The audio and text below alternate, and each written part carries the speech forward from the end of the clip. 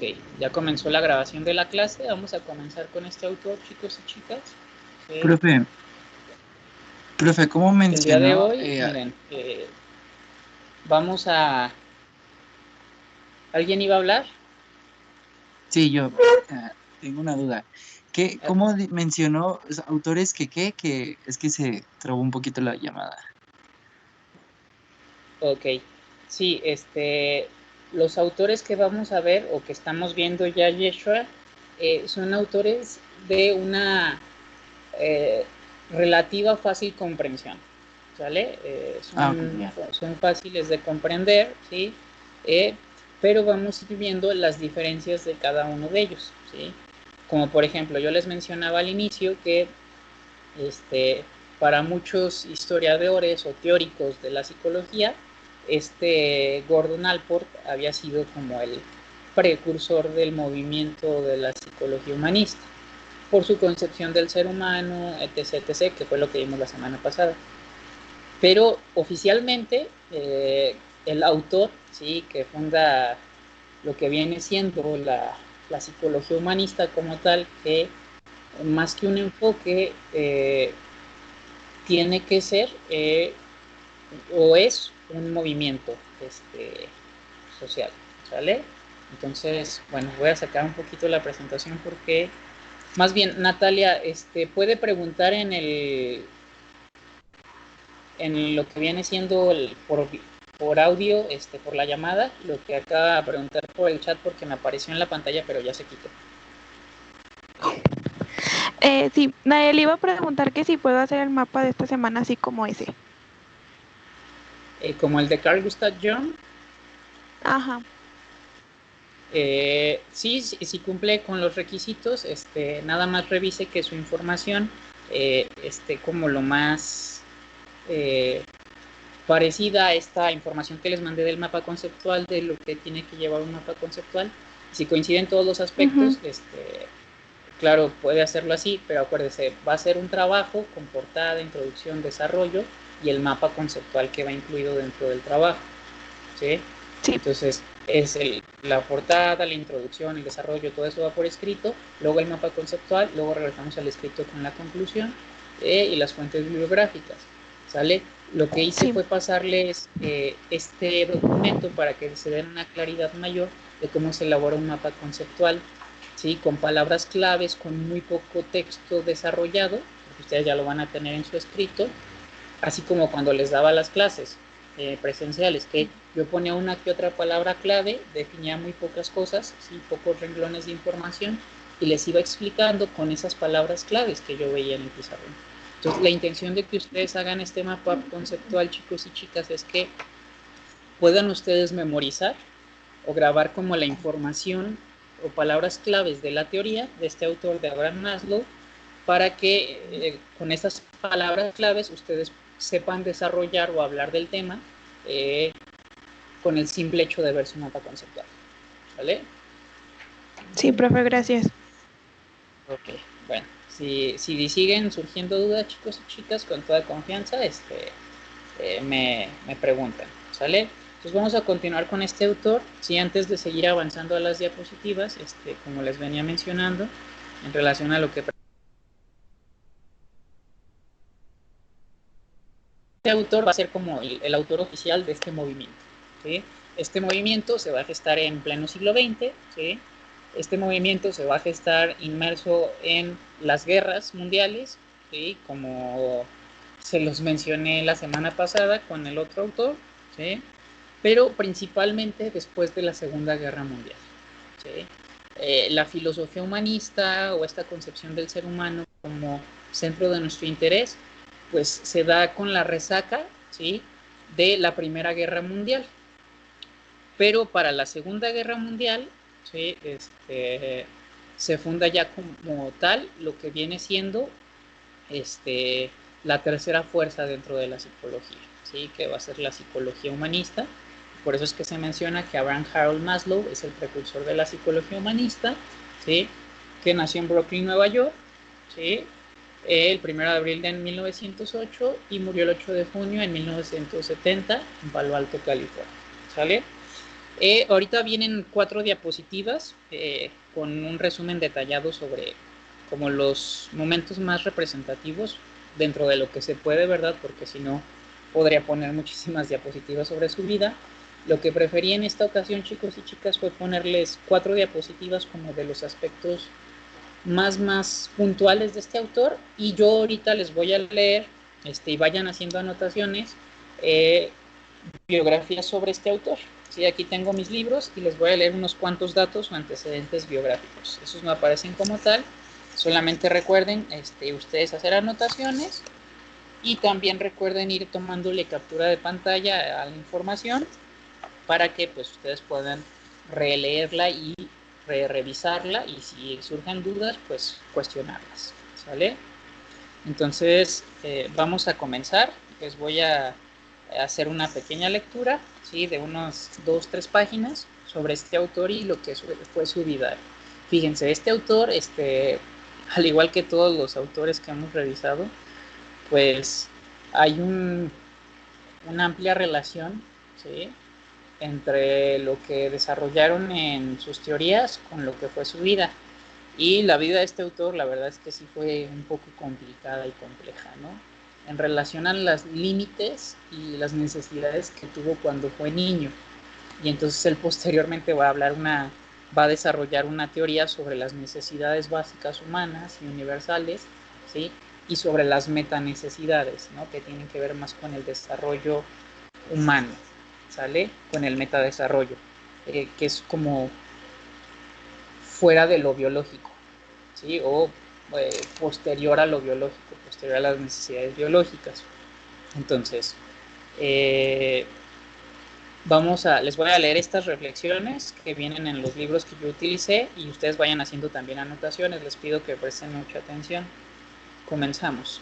Dice: aun cuando el análisis histórico revela que la psicología humanista no tuvo un fundador único, Abraham Maslow ha sido considerado como el padre espiritual de esta corriente. Maslow fue un escritor articulado y persuasivo. Describió a la psicología humanista como una tercera fuerza de la psicología estadounidense. Crítico a los psicoanalistas y al conductismo radical por sus concepciones limitadas de la naturaleza humana, refiere: el estudio de especímenes lisiados, atrofiados, inmaduros y enfermos, escribió, solo puede conducir a una psicología lisiada. Si se fijan, chicos y chicas, aquí ya vemos una relación, ¿sí?, entre lo que va a ser este autor y el autor que vimos la semana pasada, ¿sí?, que fue Gordon Allport. ¿Sale, chicos y chicas? Les pido por favor, ¿quién me puede hacer el favor? Que ponga un dedito de like.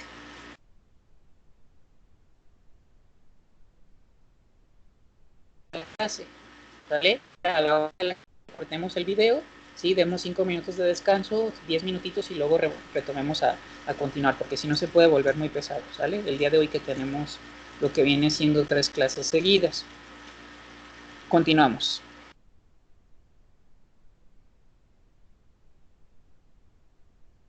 Del conductismo radical no puede abarcar a la persona completa. Maslow ofreció su perspectiva como un complemento más que como una alternativa a estas otras dos fuerzas. No rechazó las contribuciones que había hecho a los psicoanalistas y los conductistas, pero creía que la denominación de la naturaleza humana necesitaba complementarse.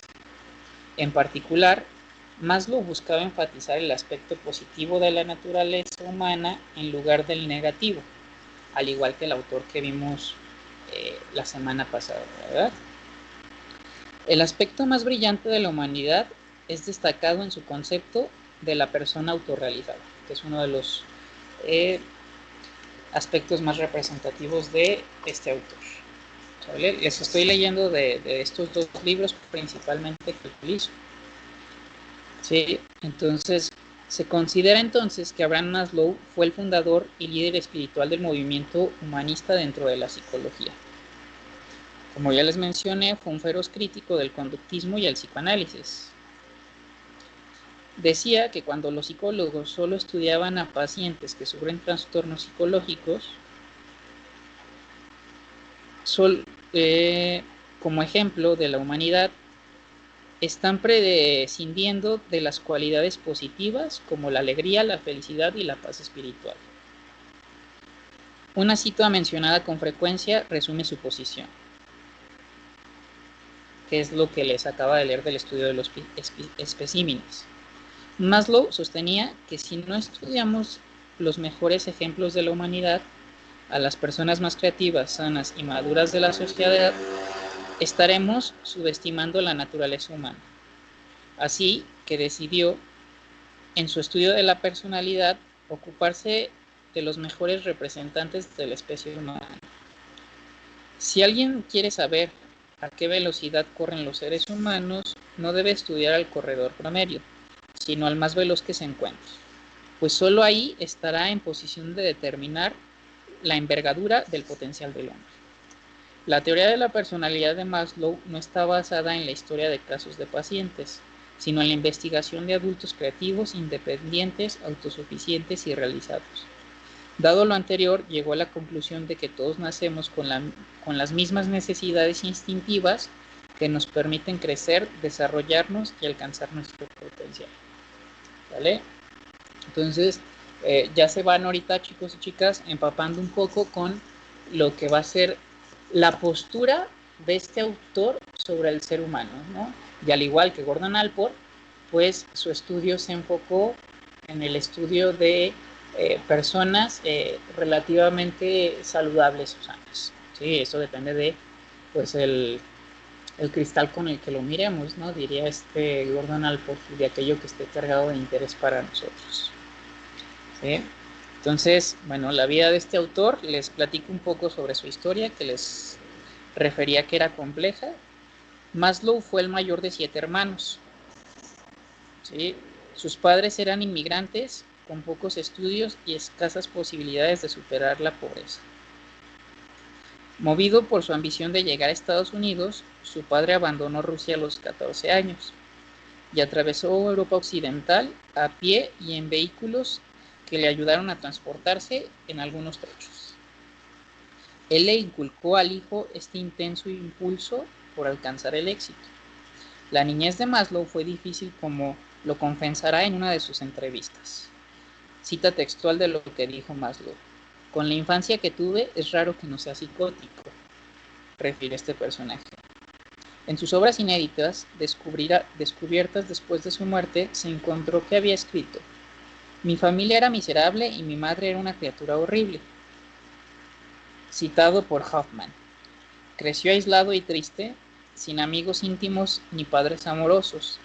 El padre era muy retraído y de cuando en cuando se apartaba de su infeliz matrimonio. Maslow decía que a su padre le encantaba el whisky, las mujeres y los pleitos. Con el paso de los años se reconcilió con él, pero de niño y adolescente solo le profesó hostilidad. La relación de Maslow con su madre fue incluso peor. Un biógrafo comenta que llegó a la madurez sintiendo un profundo odio por ella y nunca hubo más mínimo asomo de reconciliación entre ellos dos. Era una mujer supersticiosa y castigaba a Maslow hasta por la más mínima falta. Decía que Dios se vengaría de su mal comportamiento. La madre de Maslow le decía esto a él. Le mostraba poco afecto y rechazo, exhibiendo una abierta preferencia por los hijos menores. En cierta ocasión, Maslow llevó a casa a 2 gatitos extraviados, o sea, los recogió de la calle, chicos y chicas, y su madre los mató estrellándolos contra la pared. Él nunca le perdonó el trato que le había dado y cuando murió se negó a asistir a su funeral. Esta experiencia no solo afectó su vida emocional, sino también su trabajo en el campo de la psicología. Refiere: mi filosofía de la vida, todas mis investigaciones y teorías tienen su origen en el odio y el rechazo de todo lo que ella representaba. Palabras de Maslow citadas por Hoffman en 1988. De niño pensaba que era diferente a los demás. Más adelante recordaría que le avergonzaba su delgadez y su larga nariz, y que su adolescencia estuvo dominada por un gran complejo de inferioridad. Este autor también se sintió muy atraído por la teoría de este Alfred Adler, chicos y chicas.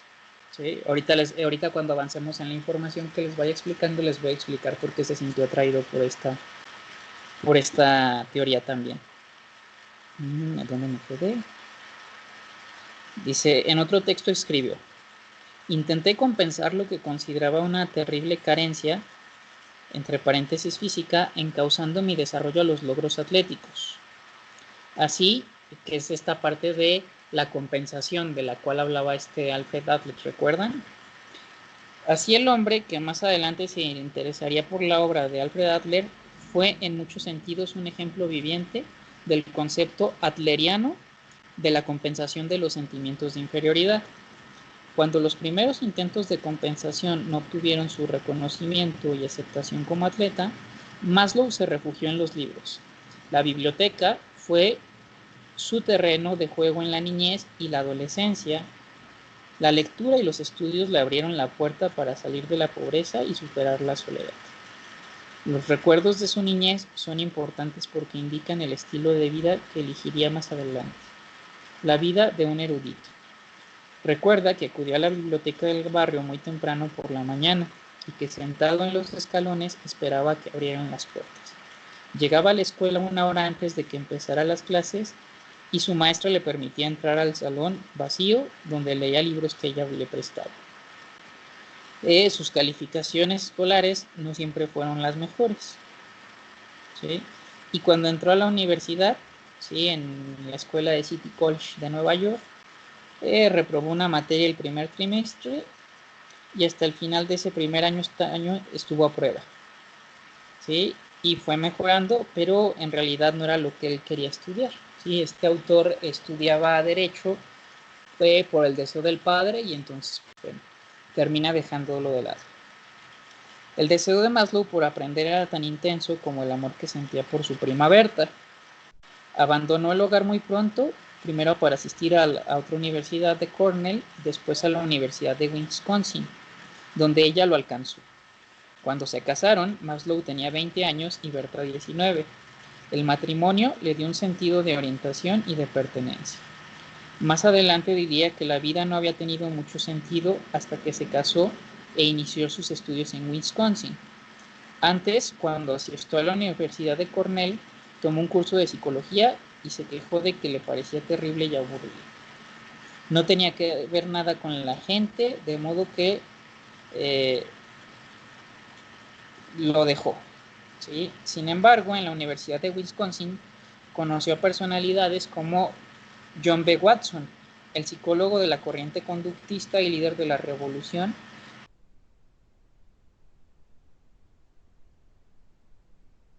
por chicos, seguramente por historia de la psicología. Pues Maslow empezó a conocer a este tipo de personalidades.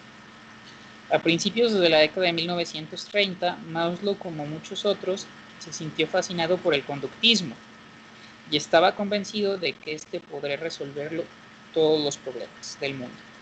Su formación en el campo de la psicología experimental incluyó trabajos sobre el dominio y la conducta sexual de los primates. Por lo mismo, dio un paso gigantesco cuando dejó este tipo de investigaciones del enfoque conductista para abrazar los ideales de la psicología humanista, ¿sí?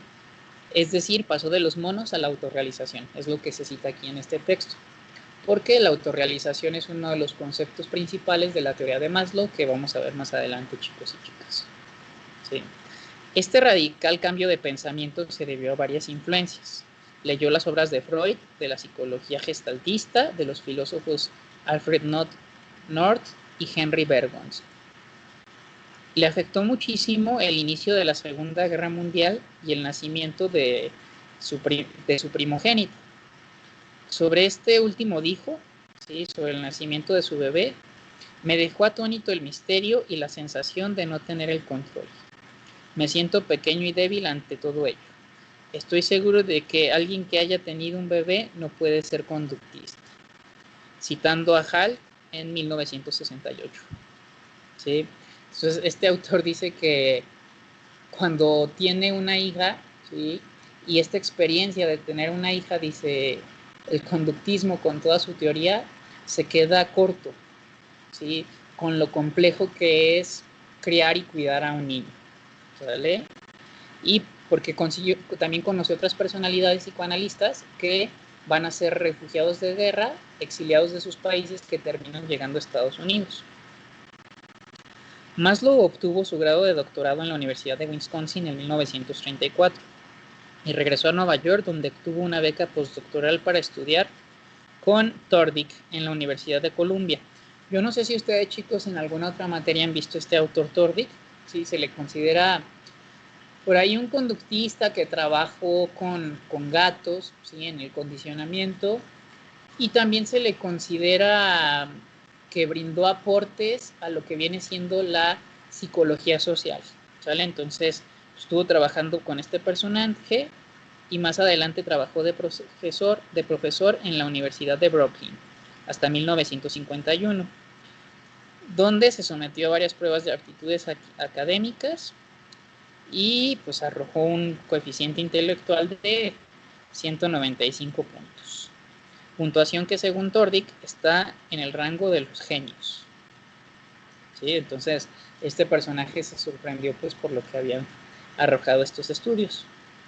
Cuando trabajó de profesor en Nueva York a finales de la década de 1930 y comienzos de 1940, tuvo la ocasión de tratar a la oleada de intelectuales que huyeron de la Alemania nazi, entre ellos Karen Horney, psicoanalista, y Alfred Adler, autor de la psicología individual.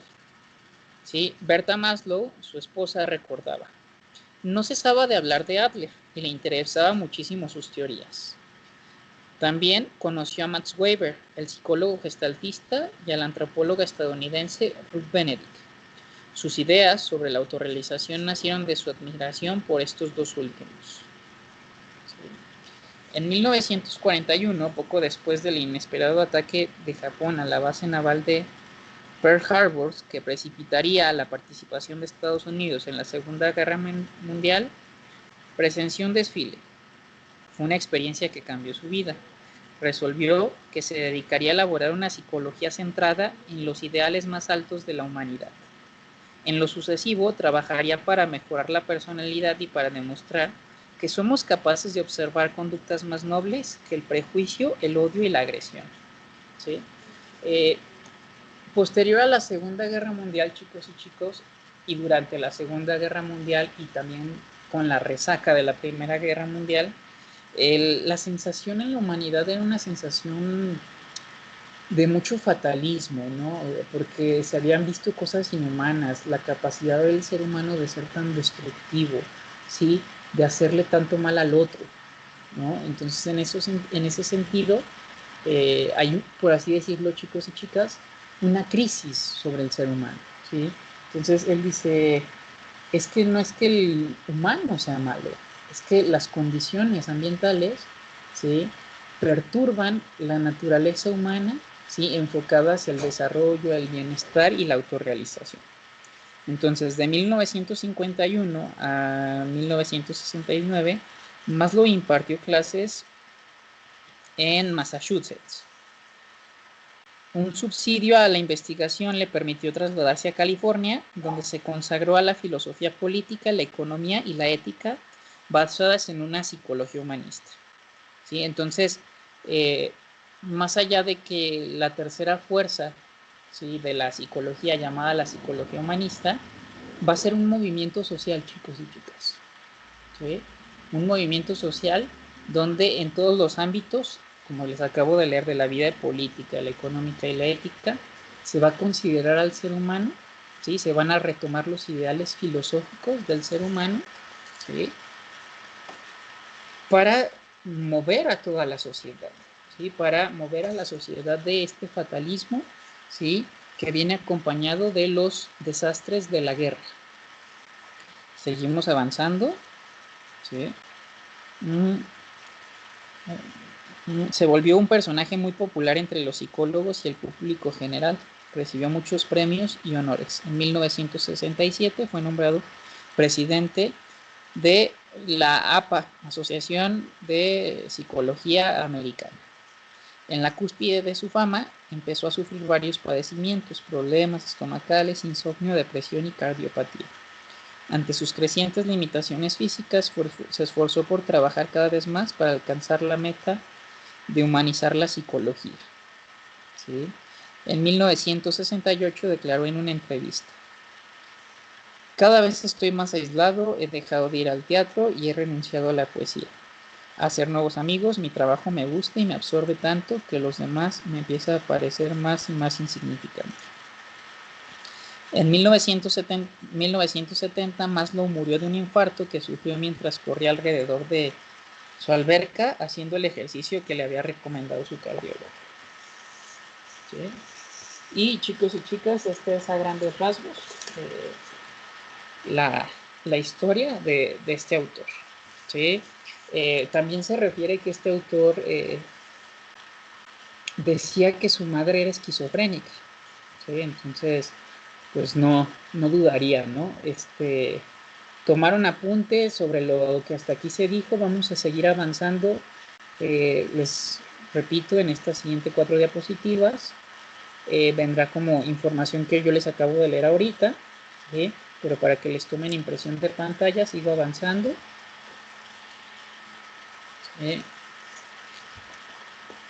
Miren, fue un poco de lo que les leí de su infancia, ¿no? Un niño que pues en el barrio sufría mucha discriminación, ¿sí? Yo no sé si ustedes han tenido la oportunidad de vivir en Estados Unidos o tienen familia que viva en Estados Unidos, ¿sí? Bueno, Estados Unidos es como la cuna, ¿sí? O el lugar donde hay mayor discriminación, ¿sí? De raza, ¿no? O sea, hay, incluso se puede ver como en las películas, ¿no? En las películas de cárceles norteamericanas, ¿no? Cómo se subdividen los grupos entre el grupo de los negros, el de los asiáticos, el de los blancos, el grupo de los latinos, el grupo de los mexicanos, etc., etc., ¿no? Entonces, Maslow, por así decirlo, fue un niño que era bulliado, ¿sí? En la escuela, ¿no?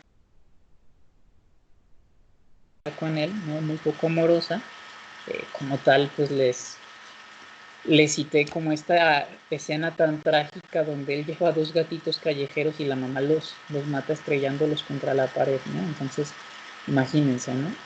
Por eso esta frase que les leí antes en la lectura, que dice: con la infancia que tuve es raro que no sea psicótico, ¿vale? Entonces, vámonos empapándonos un poquito de esto, tomen captura de pantalla de estos como puntos principales de todo lo que les acabo de leer, ¿sí?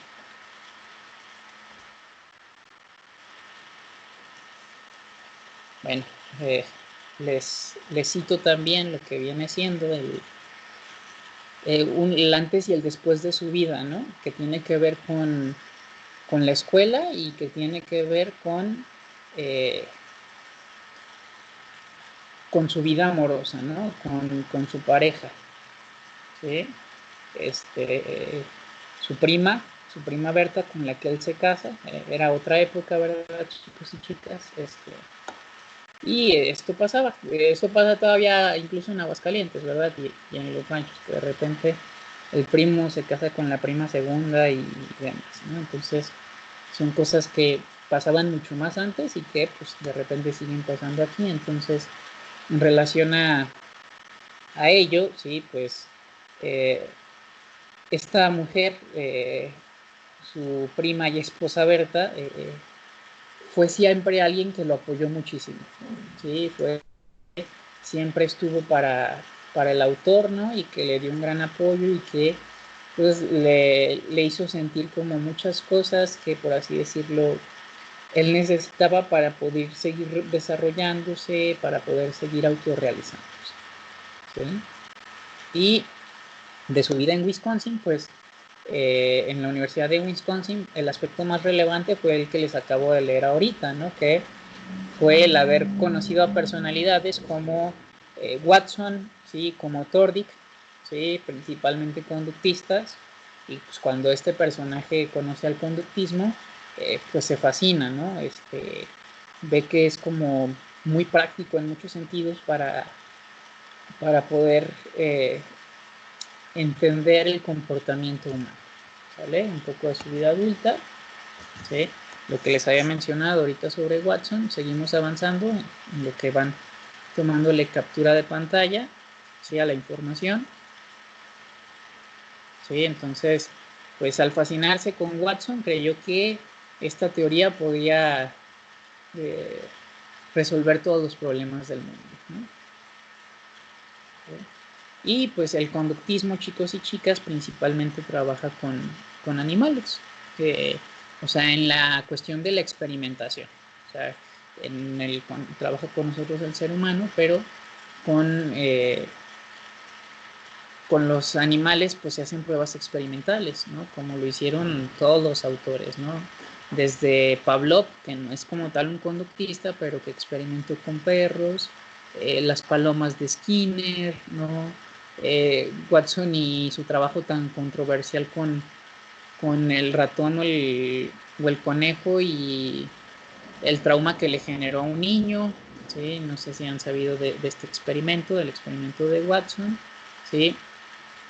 Tordic y los gatos, por ejemplo, ¿no? Entonces, toda esta información, pues, que es estudiada desde este enfoque y, claro, ya después es llevada al aprendizaje social, ¿sí? Al aprendizaje por imitación, ¿sí? Eh, Uno de los autores más representativos que quizás podríamos revisarlo si nos da tiempo después es Albert Bandura, ¿no? Que entremezcla la teoría social con el condicionamiento, ¿sí? En relación al comportamiento y la cognición, ¿vale? Entonces, bueno, este autor va a tener relación, ¿sí? Con grandes personalidades, ¿no? Un poco parecido a este Gordon Allport, si recuerdan, ¿verdad, chicos y chicas? O sea, son cosas parecidas, ¿no? En cuanto a lo que fue el mundo intelectual de estos autores, ¿no? Infancia aislada, y una vida adulta de mucho reconocimiento, ¿sí? De corearse con, pues, los grandes personajes de la psicología que hasta ese momento existían. Fíjense cómo una guerra llevó a que los grandes eruditos e intelectuales del mundo se refugiaran en Estados Unidos, y entonces este roce, esta interacción con los grandes intelectuales hizo que pues estos personajes pudieran desarrollar también teorías tan complejas, ¿no? Tan interesantes, tan nutritivas, ¿no? En lo que es la historia y el desarrollo de la psicología. Ustedes podrán estar o no de acuerdo con ciertas teorías, compartir de una teoría tal, compartir de otra teoría tal, ¿no? Pero al final del día todas y cada una de ellas hacen aportaciones, ¿sí? Yo no me imagino a Maslow diciendo, Freud es un idiota y entonces su teoría ni siquiera es ciencia y no sirve para nada, ¿no? Maslow fue crítico de la teoría de Freud, ¿no? Pero antes de ser crítico de la teoría la estudió, ¿sí? Aprendió sobre ella, etc., etc., ¿no? No como ahora que conozco por ahí uno que otro psicólogo, ni yo ni ustedes, chicos, eso espero, que andan despilfarrando y diciendo tontería y media y descalificando teorías como si tuvieran como una verdad absoluta, ¿no? Y cuando vemos, por ejemplo, la historia de este autor, ¿sí? Pues a este autor le sentó de maravilla, como un personaje racional que era, comprender la teoría de Adler, que habla del complejo de inferioridad y el sentimiento de compensar esa inferioridad, ¿no? Entonces cuando este autor lee a Adler y dice, pues no manches, ¿no? O sea, está relatando todo aquello que yo sentí. Es por eso que yo les dije que, pues así como hay enfoques, pues hay personalidades y personas. Y hay personas a las que les sienta más ir a terapia con un conductista, hay personas a las que les sienta mejor ir a terapia con un psicoanalista, con un gestaltista, con un rogeriano, con un jungiano, etc. etc. ¿Sí? Lo importante es que se pueda generar el vínculo terapéutico, ¿no? Y hablando del vínculo terapéutico, pues vamos a tener a un autor, ¿sí?, que desde su concepción o desde su movimiento como filosofía, ¿sí?, pues va a hacer grandes aportaciones, ¿no? Son autores que se refugian en sus escritos, ¿sí? De psicoanálisis, ¿a qué le llama esto, chicos y chicas? ¿Sí? Sublimación, ¿sí? La sublimación es el arte de transformar tu dolor en un bien para la humanidad, ¿sí?, en algo que socialmente tiene un reconocimiento, como ser cirujano y salvar vidas, ¿no? Como generar una teoría para el desarrollo, ¿no?, de la personalidad humana, ¿no? Si se fijan en lo que yo les leí sobre este autor, dice, su misión, su meta tenía que ver con esto, ¿no?, con darle al mundo una perspectiva distinta de quién es el ser humano, ¿vale? Entonces, vamos claros hasta aquí, vayan poniéndome en el grupo de WhatsApp, del Skype, eh, en el chat, o abran su micrófono, si queda claro un poco de lo que es la vida de este autor. Es bien importante que tengamos claro la información de la vida de este autor para que comprendamos ahorita su teoría. Y por eso es que yo les hablé ahorita de la sublimación, o sea, para que ustedes entendieran. Pues transformamos nuestro dolor, o en este autor transformó su historia de vida en el desarrollo de una teoría, ¿sí?, la teoría de las necesidades humanas, la pirámide de necesidades de Maslow, ¿vale? Entonces, pues vayan ahí dejando su like sobre el chat, su reacción, ¿no?, o sus palabras de si está el entendimiento o si hay dudas, por favor. ¿Sí? Muy bien, gracias, Abril. Los demás chicos y chicas podemos seguir avanzando.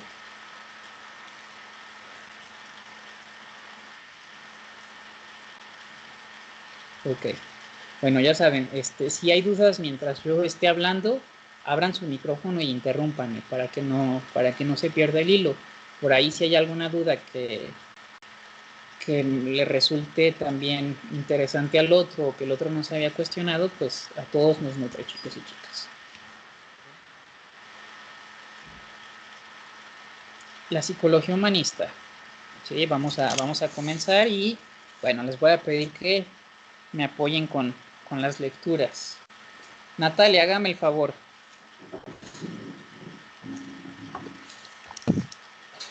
Psicología humanista. Es una corriente de pensamiento que se centra en los intereses y los valores del hombre. Forma parte del movimiento que floreció en la psicología durante las décadas de 1960 a 1970.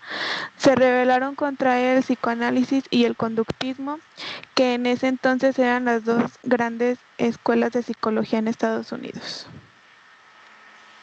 Ok, muchas gracias, Natalia. ¿Sí? Entonces, vamos hablando un poco de lo que es la psicología humanista, ¿sí? Y cuando hablemos de la psicología humanista, no podemos dejar de lado de dónde viene, ¿sí? Y vamos a hablar de el humanismo como filosofía, chicos y chicas, ¿sí?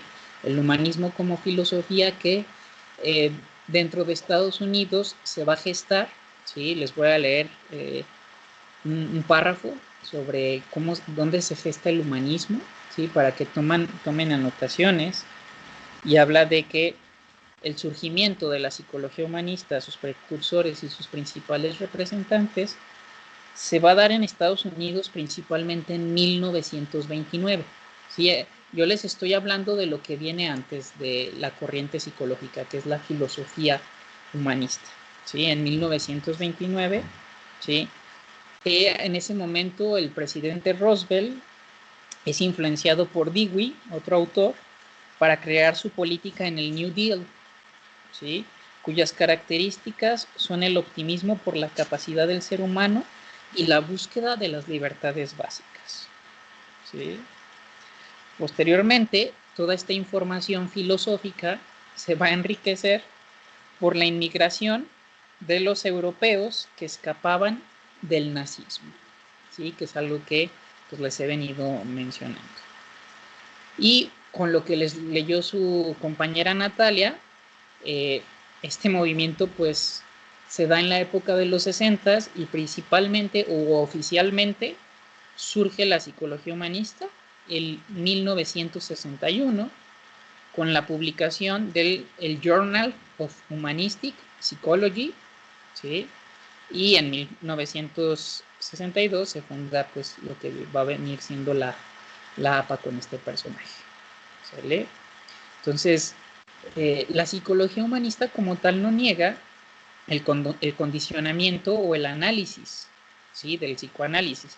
Solo sostiene que no se puede explicar o comprender a cualquier persona partiendo de dicha base, ¿sí? O de dicha concepción del ser humano, chicos y chicas, ¿vale?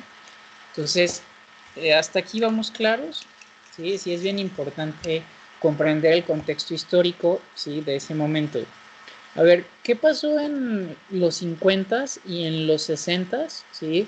Los 60s también con muchísima mayor fuerza, chicos y chicas. Alguien que abra su micrófono y me hable de un movimiento social que se da en Estados Unidos en esa época, que se empieza a gestar en los 50s, pero que toma su mayor auge en la época de los 60s. ¿Sí? Hablando de la libertad humana. ¿Qué movimiento social ocurre en Estados Unidos? ¿Quién me puede decir? ¿Fue el movimiento hippie, no, profe? Excelente, Alan. Sí, así es, chicos y chicas. El movimiento hippie, ¿verdad? Pero cuando nosotros hacemos referencia a este movimiento, cultural o socialmente, hemos como nos hemos hecho una idea sobre esto, ¿no? Y entonces hablamos de los hippies y nos imaginamos la mota y etc., ¿no? O sea, como no quiere decir que todos, ¿verdad? Pero en lo general es como la primera asociación que tenemos cuando escuchamos la palabra hippies, ¿no? Desmiéntanme si no es así. Sí, les estoy diciendo que en lo general, no estoy diciendo que todos, ¿no? Pero en su mayoría todos asociamos a ello, ¿no? Parte de, puede haber otras asociaciones, ¿no? A esa palabra. Pero si se fijan, este movimiento, el movimiento del peace out, ¿no? De amor y paz, ¿no?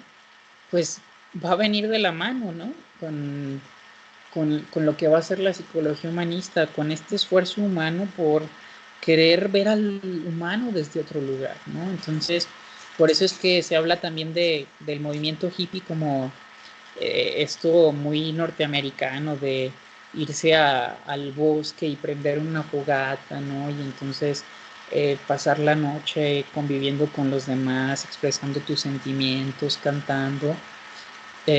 Había muchos tipos de encuentros como estos, ¿no? O sea, también había encuentros en los que se fumaba hierba, no es el único tipo de encuentro, ¿no? Es el del cual solemos hablar nada más, pero había encuentros donde se empieza a dar también todo este movimiento de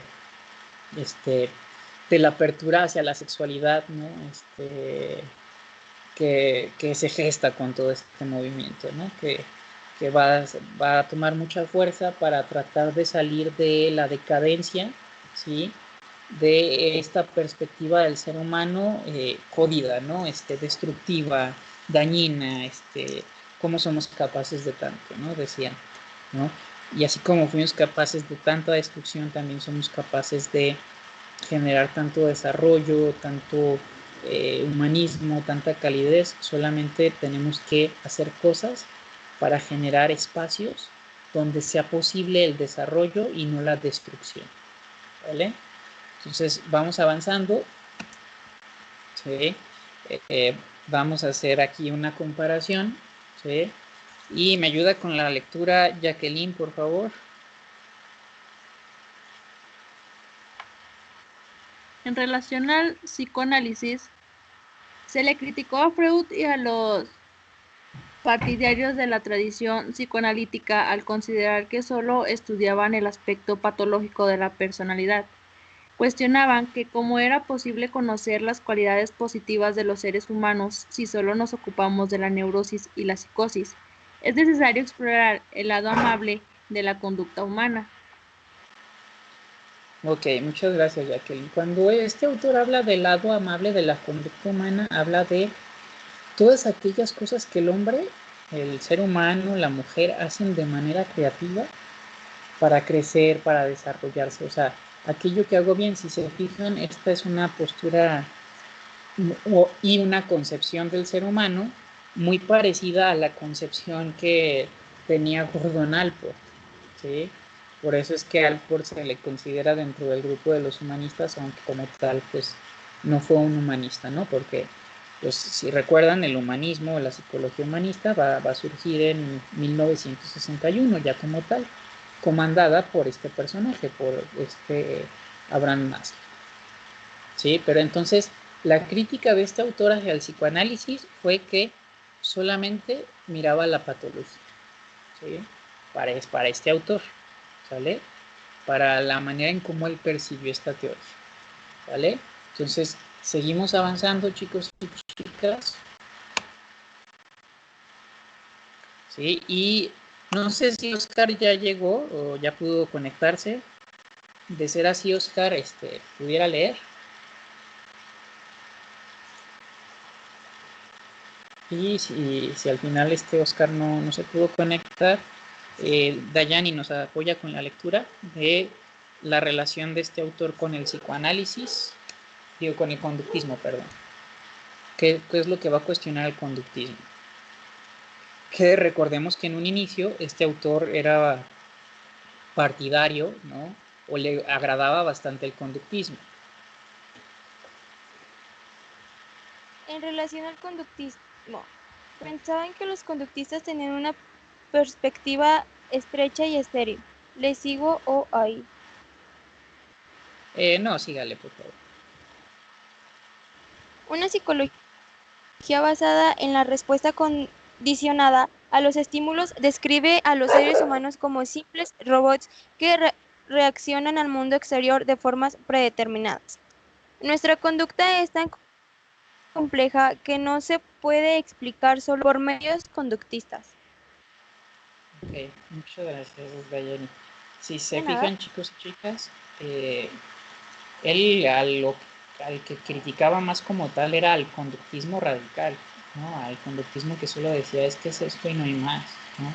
Él prefería, es que el conductismo tiene técnicas, tiene información útil, ¿sí?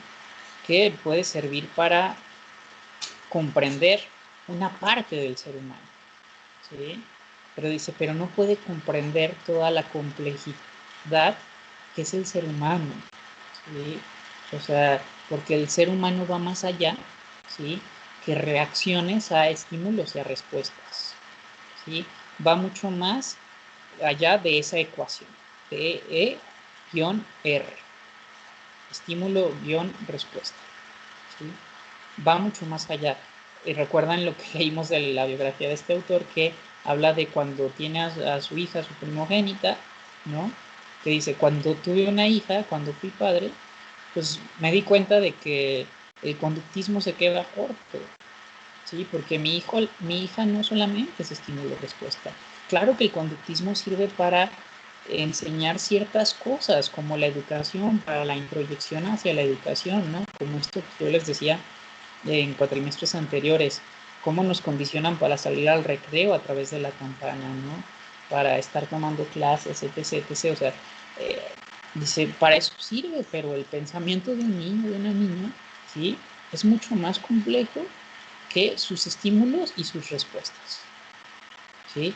O que sus estímulos y sus respuestas, más allá del condicionamiento, están cargadas de información personal sobre lo que yo he vivido, sobre lo que yo he pasado, ¿no? Sobre lo que yo comprendo junto con aquello que está ocurriendo en mi medio ambiente, ¿vale? Entonces, bueno, ese fue el cuestionamiento, ¿sí? La crítica que se realizó en relación al conductismo, ¿sí? Entonces, ¿por qué les pongo estas dos posturas, chicos y chicos, sobre las cuales este autor reflexiona? Porque en Estados Unidos, con todos los intelectuales que vienen de Europa, más los intelectuales de Estados Unidos, que en su mayoría son conductistas, como Watson y Tordick, y más adelante unos años después Skinner, ¿no? También en los 1960 y 70, eran las dos fuerzas, ¿sí? De la psicología que pujaban, ¿no? O sea, eran los conductistas versus los psicoanalistas, ¿no? Sí, y esta lucha o esta puja de qué es lo mejor, ¿no? Qué es lo que realmente sirve o funciona para el desarrollo de una ciencia del comportamiento y de la mente, ¿vale? Entonces, en relación a eso, Maslow va a decir es que hay cosas pues, que el psicoanálisis aporta, hay cosas que el conductismo aporta, pero algo que puede conducir, ¿sí?, a una postura distinta es precisamente la concepción del ser humano desde otro lugar, ¿sí? El ser humano que no es concebido únicamente como patológico y neurótico, el ser humano que no es concebido únicamente como estímulo-respuesta, sino el ser humano que es capaz de desarrollarse y de autorrealizarse. ¿Sí? Entonces, seguimos ahora con el humanismo. Sinaí nos acompaña con la lectura, de favor.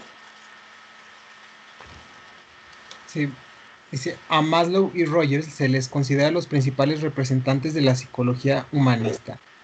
Sus teorías subrayarán las virtudes y las aspiraciones del hombre, el libre albedrío consciente y la realización de nuestro potencial. Nos ofrecen una imagen optimista, describen a los individuos como seres creativos e interesados en crecer y en realizarse. Ok, muchas gracias, Sinaí. Entonces, fíjense, aquí ya tenemos lo que va a ser el humanismo, ¿no? O sea, si Maslow va a decir, es que el ser humano no es meramente patología neurótica o no es meramente estímulo-respuesta. Entonces, si no es meramente nada más eso, ¿qué más es?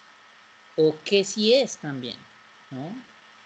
Además de eso, ¿qué también puede ser? ¿A dónde también puede llegar, ¿no? Entonces, bueno, se le consideran estos dos autores, como lo acaba de leer su compañero Sinaí, pues los principales representantes. Pero como tal, el picudo, el teórico, ¿sí?, sobre el humanismo va a ser Maslow. Rogers va a desarrollar más bien, que lo vamos a realizar, pero su teoría está más enfocada ya a los aspectos prácticos. ¿A qué me refiero a los aspectos prácticos? A un modelo de psicoterapia, ¿sí? O sea, él ya va a dar cosas muy específicas de cómo dar terapia. Maslow va a hacer más una descripción, ¿sí?, de su visión del ser humano y las condiciones necesarias para que un ser humano, ¿sí?, pueda desarrollar su potencial, pueda realizarse, ¿sí?, pueda tener aspiraciones, ¿sí?, pueda elegir consciente y libremente, ¿sí? O sea, su teoría va a estar encaminada en desarrollar una imagen optimista, como acaba de leer Sinaí, ¿sí?, sobre quiénes somos los seres humanos, en condiciones óptimas para desarrollarnos y para crecer, ¿sale? Entonces, hasta aquí vamos claros. Váyanme poniendo en el chat del grupo, del Skype, si queda claro cómo es este salto del psicoanálisis, conductismo y la postura humanista de este autor. Y la diferencia que les acabo de decir entre él y Rogers, que Rogers va a ser más un teórico que desarrolla un modelo de cómo dar terapia para poder seguir avanzando, chicos. En lo que tomo agua, vayan escribiendo o reaccionando.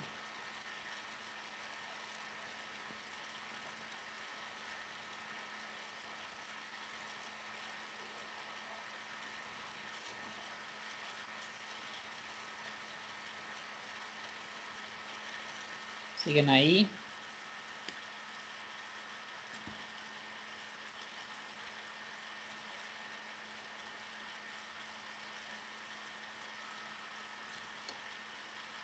Hola, chicos y chicas, ¿todavía están ahí?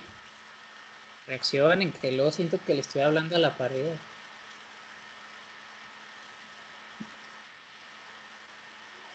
Ok, gracias por contestar, por prestar atención. Ok. Bueno, entonces vamos a seguir avanzando, chicos. ¿Sí? Vamos a seguir agarrando el hilo. Sí, ahorita ya, yo creo después de este término, de esta diapositiva, damos un pequeño break, ¿sale? Para que agarren aire y para que tomen agua, ¿les parece?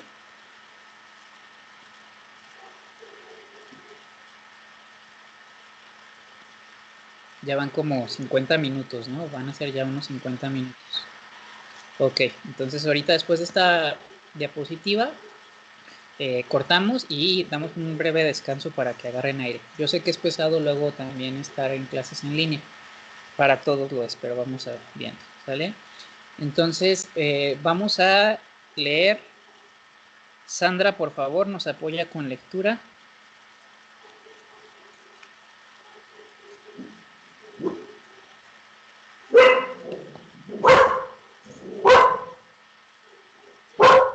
Sandra anda por ahí.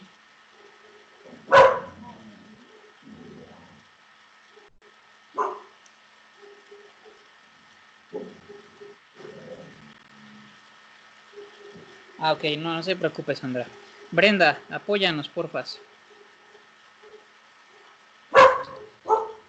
El término humanismo se relaciona con las concepciones filosóficas que colocan al ser humano como centro de su interés. El humanismo filosófico resalta la dignidad del ser humano. La psicología humanista es más un movimiento que una escuela, e incluso más aún el reflejo de una actitud sobre el ser humano y el conocimiento. Ok, muchas gracias, Brenda. Cuando hablamos de que el humanismo filosófico centra su interés en el ser humano, no estamos hablando de un egocentrismo, si quiero dejarlo en claro. Estamos hablando de prestar atención al ser humano, ¿sí? Para comprenderlo desde este lugar, ¿no? O sea, para comprender al ser humano como, en resumen, como una persona, ¿sí? El ser humano es una persona digna de confianza, ¿sí? Que la persona es digna, ¿sí? Que hay dignidad humana, que puedo confiar en el otro, que el otro no es malo, ¿sí? Que si el otro ha hecho cosas desagradables es porque el ambiente, el entorno, pues propiciaron y no dieron como esta libertad de poder elegir libremente eh, o tomar decisiones que tienen que ver con la dignidad humana, ¿no? Entonces, por eso se dice que es más un movimiento. Sí, es un movimiento por todo lo que les acabo de decir, ¿no? Eh, la decadencia en relación al ser humano después de la Segunda Guerra Mundial, ¿no? Que fue catastrófica, ¿no? Con las bombas atómicas, con la cantidad de muertos en fosas, ¿no? Etc, etc, ¿no? Entonces, es un movimiento también porque se viene el movimiento de los hippies, ¿no? Que también ayuda y da fuerza a todo esto, ¿no? El movimiento en Estados Unidos que acontece entre el hartazgo social, los intelectuales que vivían como exiliados de guerra, o refugiados de guerra en Estados Unidos, etc, etc, ¿no? Y entonces se busca, ¿sí? La esperanza, ¿sí? La esperanza en el sentido de no podemos ser tan malos, ¿no? O sea, el ser humano no es tan malo, el ser humano puede realizarse, puede hacer cosas agradables que tengan que ver con el bienestar de todos, con el mirar al otro, con el ser empáticos, con el poder convivir con los otros en relación a lo que el otro necesita y lo que yo necesito, sin que esto termine en una guerra, en un problema, en un conflicto, ¿no? O sea, esta capacidad de poder interactuar los unos con los otros. Hasta aquí, chicos y chicas, ¿hay alguna duda sobre el humanismo de este autor? Sí, se va entendiendo la información. Vamos a regresar al Skype. Vamos a